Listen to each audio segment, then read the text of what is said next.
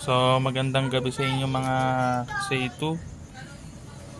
So ito may gulong ako dito na sa pangarap is 110 by 70.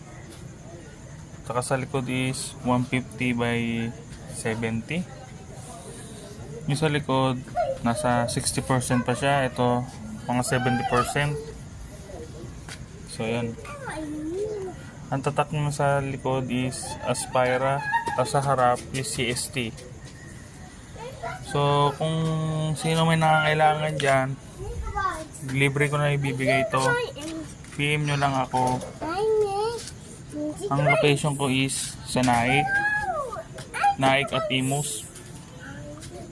So PM nyo lang ako kung taga Cavite kayo na malapit kayo sa location na Naik at Imus. Yun lamang.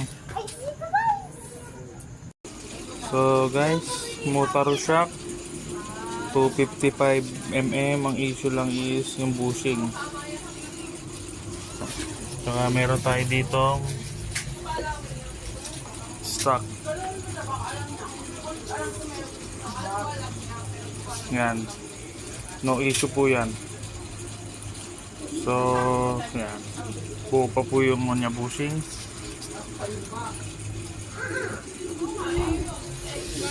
So, yan. Dalawa yan.